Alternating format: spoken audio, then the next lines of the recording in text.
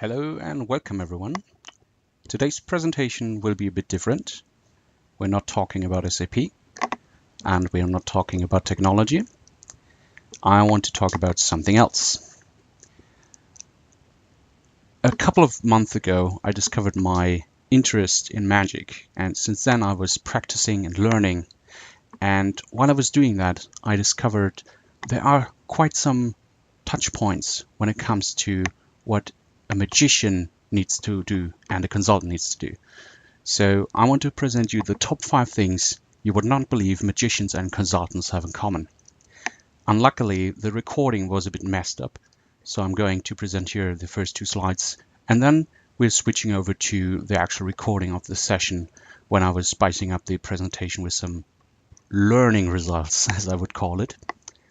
And that being said, it's actually the first point.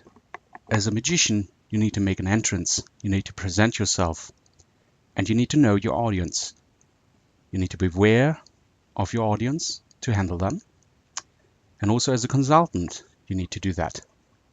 You need to know who you should talk to and how do you make him believe you are the one and the only one to do the job right.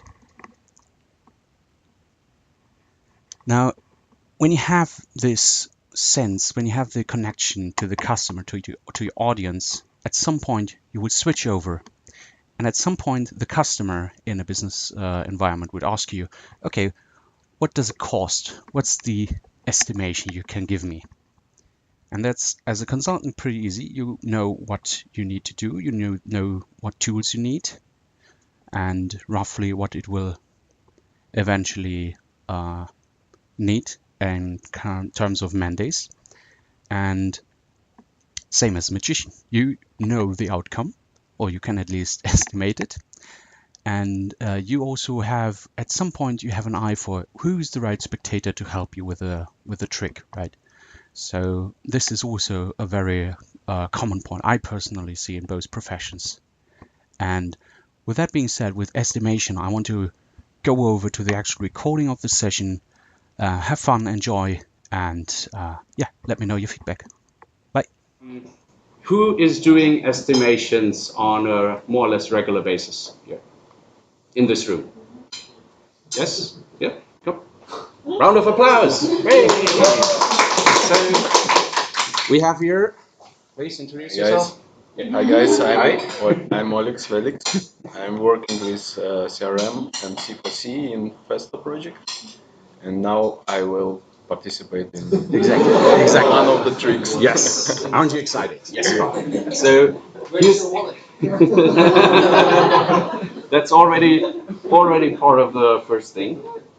Everyone who's coming there should always make sure he is going to check his wallets. So what I'm going to do now, I'm just grabbing 2 nice cards here, red and black, and we're going to do a little game where you estimate the color of the card I'm picking, and you say which color it is after I picked it. Okay? Okay. So then I will place it on whatever stack you said, and at the very end we're flipping them over to see how you did. Right? How many? So I will not see the card until the very end. until the very end. Then we relieve how good your estimation was. Okay? So, but it's just guessing. It is just your gut feeling. Based on yes. feeling. So whatever I pick here now as a card, you're going actually to say which color it is. This one black. Black. Okay. Very good. Which color? Red. Red. Which color? Red. Red. Don't overthink too much. Which color it is? Black. Black. And which color? Black. Black. Okay. So we have now 5. Let's now switch a bit on the game. Meaning we're switching the color of the stacks here.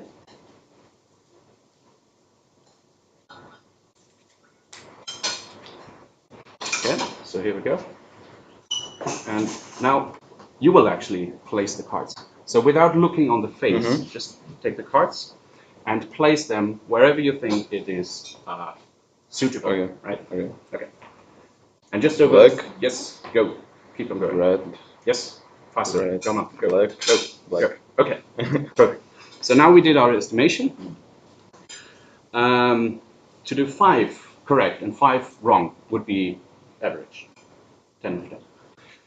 If you have 7 or 8 correct, you're actually quite good on it, doing estimations. If you have 10 correct, Torsten's not here, but then you I will get bottle of wine. exactly.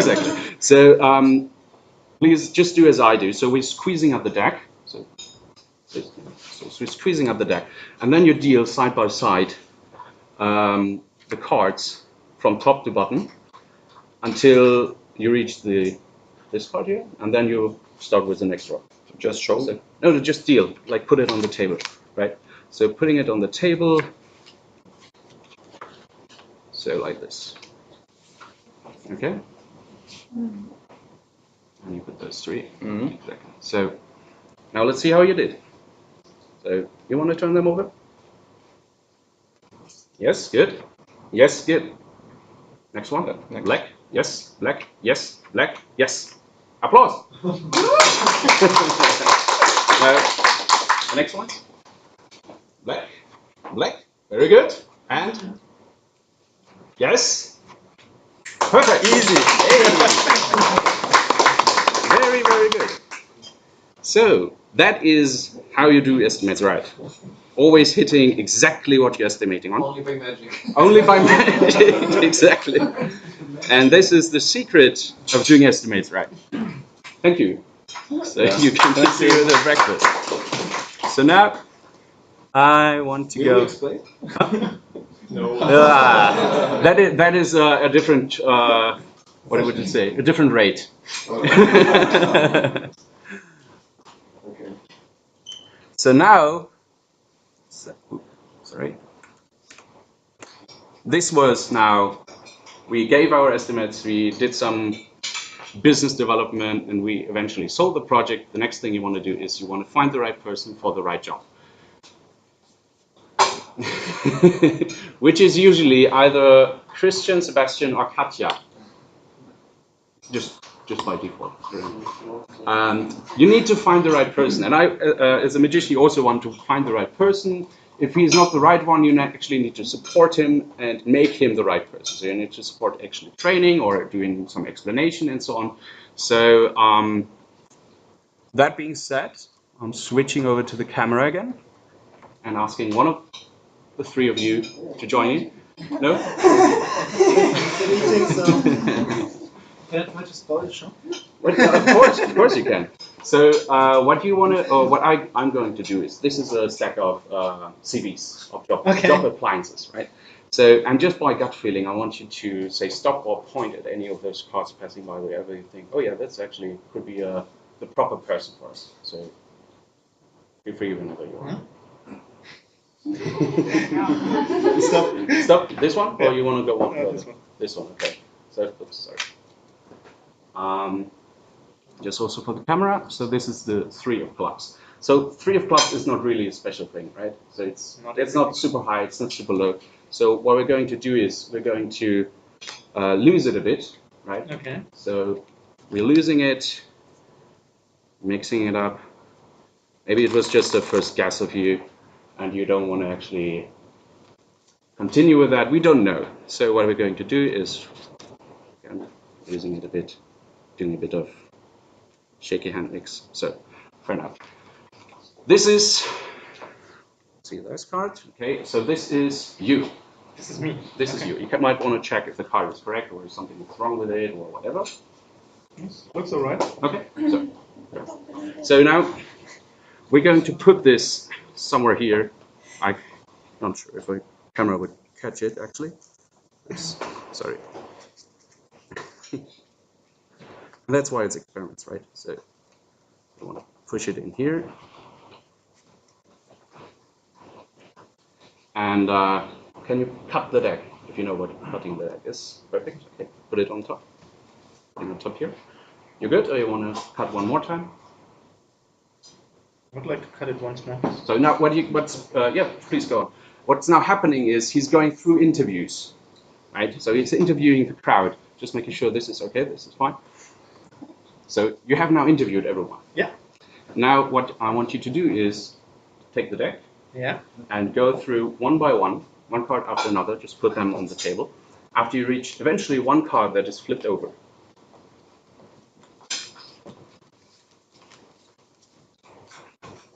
There we have it, and this is actually the 3 of clubs, right? Yes. And this card was beside of it, right? Yes. Yes, perfect. Because you actually ended up with this guy. Because if you can, and you want to spoil it, so be precise. There's no other 3 of clubs in here, is it? No. Sure, yes, you. Okay? Yes. You're good? Okay. That's good. And also, there is no different card. Like, if you interview something, what's the most important thing? The attitude? Let's say? Yes, the attitude. So the attitude is, as you can see, all the same, right? Mm-hmm. Now, turn over the 3 of clubs. And that's why you ended up with this.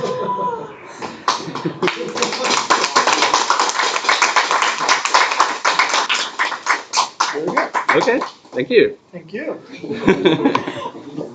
So, now switching again. Here we have the next slide actually for deliver the scope. Deliver and testing, as for a consultant, is very important.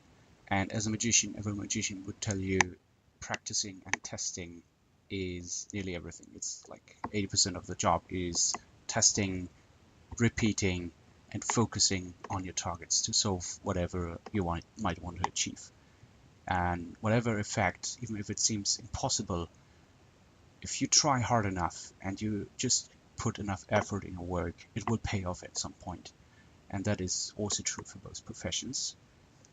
And with that being said, I will switch over to the recording of the session again, because this part was obviously lost. We have here something that is called, as you want to say, like Kanban board or maybe a Scrum backlog cards, right? So you want to distribute actually in order to perform the job. So what you want to do is you have like analyzers, you might have like development, you might have testing, and you might have done, right? So what you're going to do is you want to go for one task to go into the other one without big interruptions or any big, how would you say, interference. So you want to go from there to there, just like that. And what you should actually never do, what you can do, is you want to go from here actually to there, but you're passing then the actual testing. So that's something that's not recommended, but can happen eventually, right? And then what you have, then you have the analysis phase, where things might just like coming up, and you can immediately say, no, they're actually not important for us. And this is where the task actually goes from here and ends up in here, right?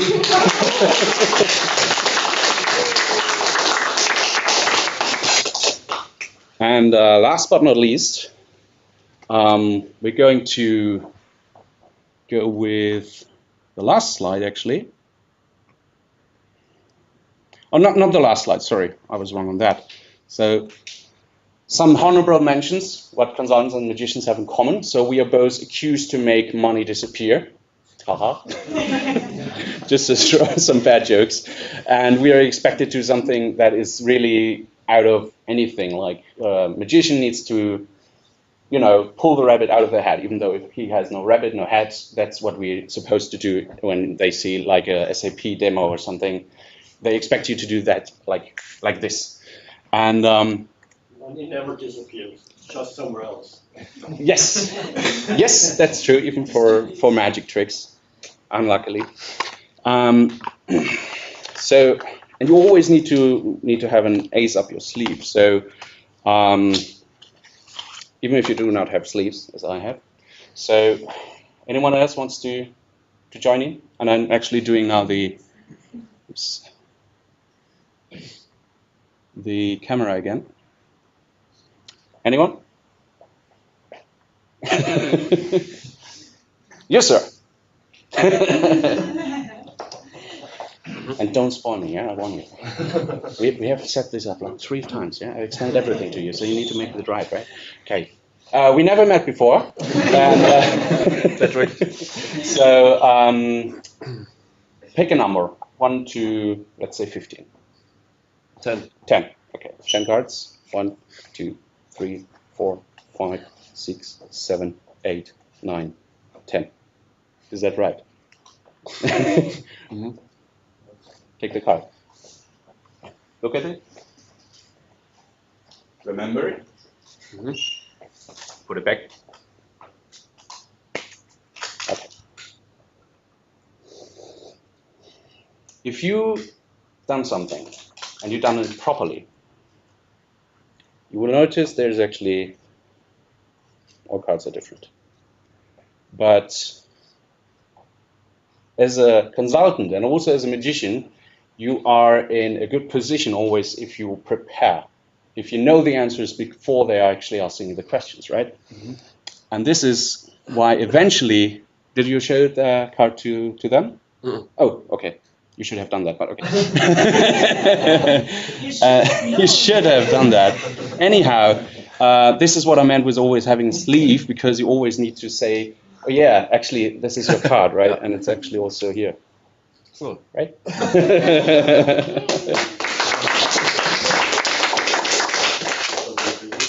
So that was it. Thank you very much for everyone joining, also on the phone.